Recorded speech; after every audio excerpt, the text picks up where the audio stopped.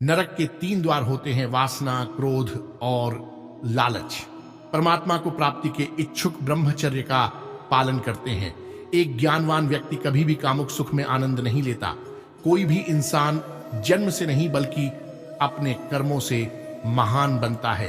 प्रबुद्ध व्यक्ति के लिए गंदगी का ढेर, पत्थर और सोना सभी समान हैं। कर्म मुझे बांधता नहीं, क्योंकि मुझे कर्म के प्रतिफल की कोई इच्छा नहीं। जिस प्रकार अग्नि स्वर्ण को परखती है, उसी प्रकार संकट वीर पुरुषों को समय से पहले और भाग्य से अधिक कभी किसी को कुछ नहीं मिलता है। कर्म के बिना फल की अभिलाषा करना व्यक्ति की सबसे बड़ी मूर्खता है। यह सृष्टि कर्म क्षेत्र है।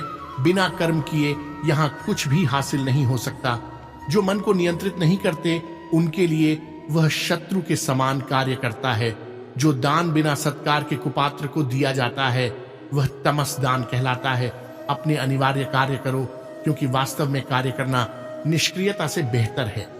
सदैव संदेह करने वाले व्यक्ति के लिए प्रसन्नता ना इस लोक में है, ना ही कहीं और। फल की अभिलाषा छोड़कर कर्म करने वाला पुरुष ही अपने जीवन को सफल बनाता है। जो हुआ वह अच्छा हुआ, जो हो रहा है वह अच्छा हो रहा है, जो होगा वो भी अच्छा ही होगा। मेरा तेरा, छोटा बड़ा, अपना पराया मन से मिटा दो, फिर सब तुम्हारा है और तुम सबके हो।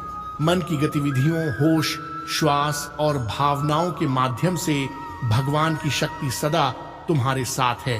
धरती पर जिस प्रकार मौसम में बदलाव आता है, उसी प्रकार जीवन में भी सुख दुख आता जाता रहता है। लोग आपके अपमान के बारे में हमेशा बात करेंगे।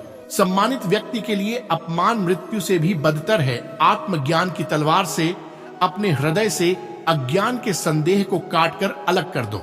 उठो, अनुशासित रहो। सफलता जिस ताले में बंद रहती है, वह 2 चाबियों से खुलती है।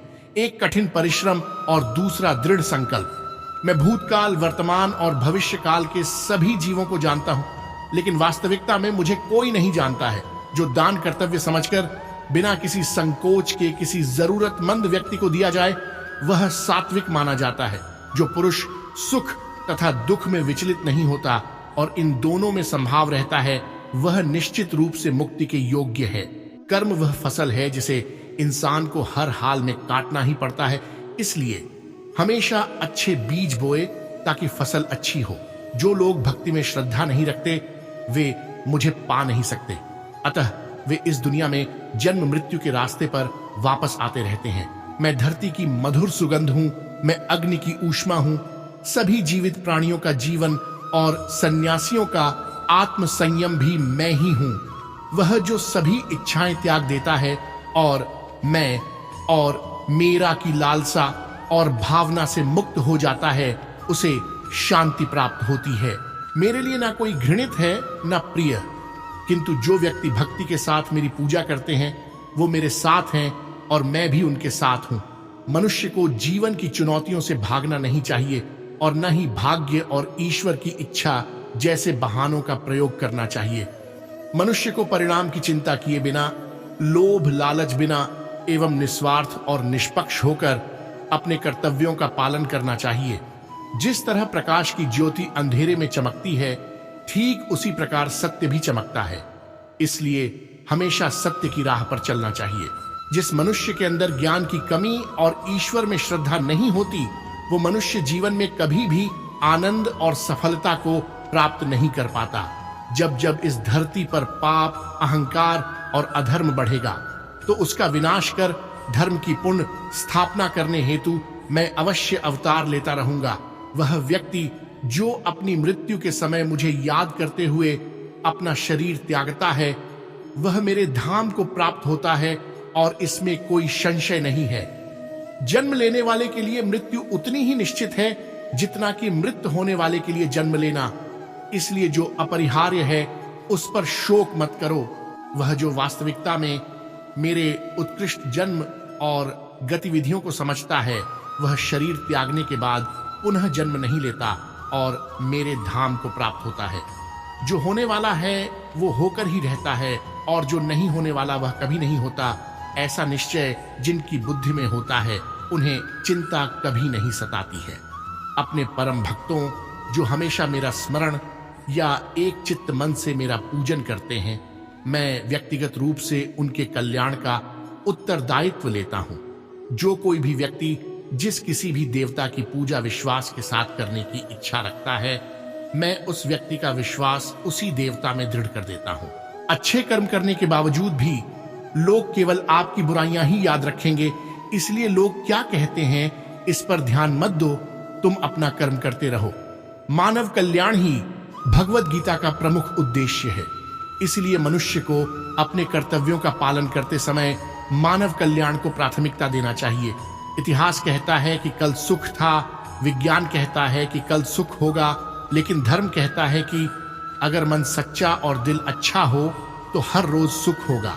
क्रोध से भ्रम पैदा होता है, भ्रम से बुद्धि व्यग्र होती है, जब बुद्धि व्यग्र होती है तब तर्क नष्ट हो जाता है, जब तर्क नष्ट होता है तब व्यक्ति का पतन हो जाता है। अपने आप को ईश्वर के प्रति समर्पित कर दो, यही सबसे बड़ेढ़ा सहारा है। जो कोई भी इस सहारे को पहचान गया है वह डर, चिंता और दुखों से आजाद रहता है। मनुष्य को अपने कर्मों के संभावित परिणामों से प्राप्त होने वाली विजय या पराजय, लाभ या हानि, प्रसन्नता या दुख इत्यादि के बारे में सोचकर चिंता से ग्रसित नहीं होना चाहिए। तुम क्यों व्यर्थ में चिंता करते हो? तुम क्यों भयभीत होते हो? कौन तुम्हें मार सकता है? आत्मा न कभी जन्म लेती है और न ही इसे कोई मार सकता है। ये ही जीवन का अंतिम सत्य है। जिसने मन को जीत लिया है उसने पहले ही परमात्मा को प्राप्त कर लिया है, क्योंकि उसने शांति प्राप्त कर ली है। ऐसे मनुष्य के लिए सुख दुख, सर्दी गर्मी और मान अपमान एक से है। मनुष्य का मन इंद्रियों के चक्रव्यूह के कारण भ्रमित रहता है, जो वासना, लालच, आलस्य जैसी बुरी आदतों से ग्रसित हो जाता है।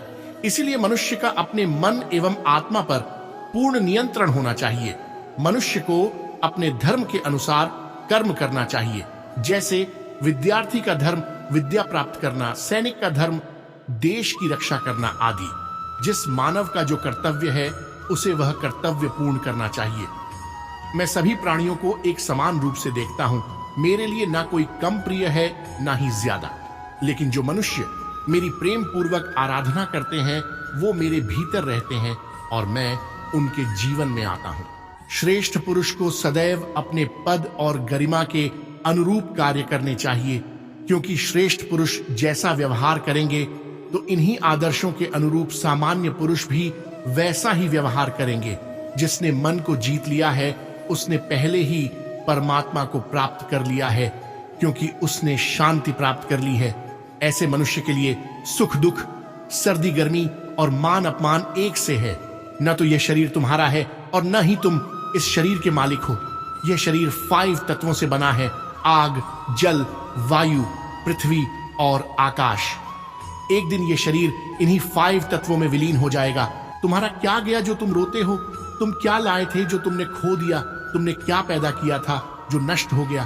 तुमने जो लिया यहीं से लिया, जो दिया यहीं पर दिया। जो आज तुम्हारा है कल किसी और का होगा, क्योंकि परिवर्तन ही संसार का नियम है। जो मनुष्य जिस प्रकार से ईश्वर का स्मरण करता है उसी के अनुसार ईश्वर उसे फल देते हैं। कंस ने श्री कृष्ण को सदैव मृत्यु के लिए स्मरण किया तो श्री कृष्ण ने भी कंस को मृत्यु प्रदान की। अतः परमात्मा को उसी रूप में स्मरण करना चाहिए जिस रूप में मानव उन्हें पाना चाहता है।